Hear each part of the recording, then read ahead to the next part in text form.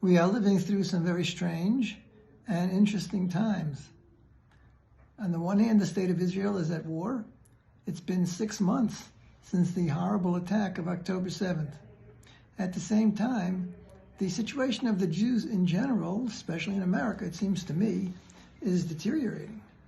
There's been a very, very scary breakdown of law and order, not just this year, but going back for a number of years, various movements, Occupy Wall Street, Black Lives Matter, and the attacks on the statues, famous statues, and a very frightening breakout of what I would call mob rule.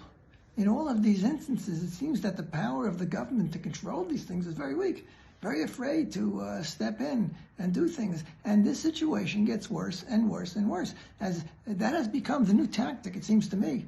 I would say, in a certain sense, we're living through this is the slow evolution of a revolution. There could be revolutionary changes because these forces have discovered the weakness of Western democracies. It has to do with protest movements. The protest is a way for them to take out all of their aggression, intimidate people, and nobody could do anything about it because it's freedom of speech and so on and so forth. There has to be a re-evaluation, a reassessment of these things. Society has to protect itself. We'll talk about that some more in coming days, about the frightening breakdown. And this is terrible for the Jews. This is exactly what happened in Nazi Germany. The breakdown, the Weimar Republic was very weak, and the Nazis took to the streets, and they would, do whatever they wanted to do and attack Jews and so on, attack their political enemies, and nobody could stop them, till it gets worse and worse and worse. The Jews have the most, in these situations where, the survival of the Jews depends upon the protection of the institutions of democracy. The government in America has protected them. You can't get away with these things. You can't practice blatant anti-Semitism. The government will step in. But when the government becomes very, very weak and the government becomes corrupt because they want to cater to certain groups, and therefore they are afraid to do anything, it gets worse and worse for the Jews. This is all the campuses. And today it's okay. You can take to the streets and you can call for the annihilation of the Jews. That used to be completely unheard of. So the situation of the Jews, it seems to me, is deteriorating. I do not see a recognition of the seriousness of the problem and a proper response, not from the government and not from the Jewish organizations. However, there's other aspects to consider. It's true that Israel is at war, but last week I believe we witnessed a miracle when the Iranians attacked over 300 missiles and so on and so forth, and hardly anything gets through. 99% were destroyed or they never made it off the ground. That has a miraculous color to it, a miraculous aspect to it. And we have to appreciate the fact that the Jewish people remain and always will be the people of God and under the divine protection.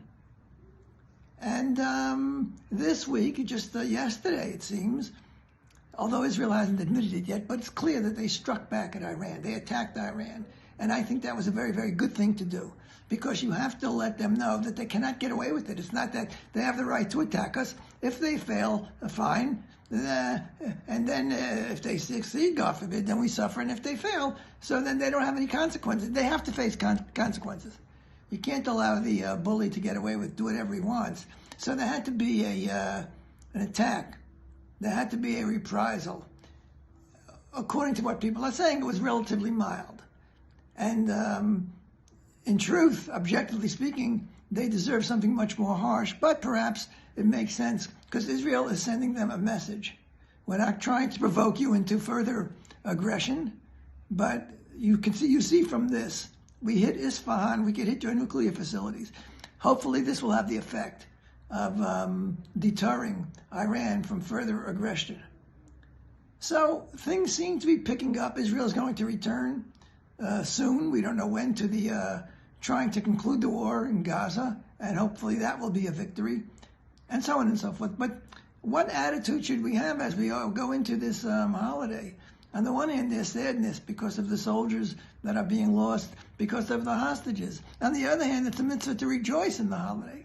I remember the words of Rabbi Pelkowitz, the great Rav of the White Shul for many years, and his wife, his first wife, passed away on Erev Yom Tov, and we went to the funeral, and he was saying now it's going to be the holiday.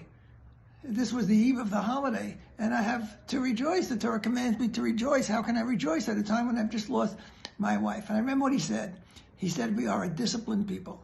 The Jewish people have the ability to control their emotions and to express their emotions in the appropriate situation. As the book of Kohelet says, there's a time to mourn and there's a time to celebrate. There's a time to rejoice. Sometimes we have to be able to do both in the same time period. I want to wish everybody a Shabbat Shalom and have hopefully a great and meaningful holiday of Passover.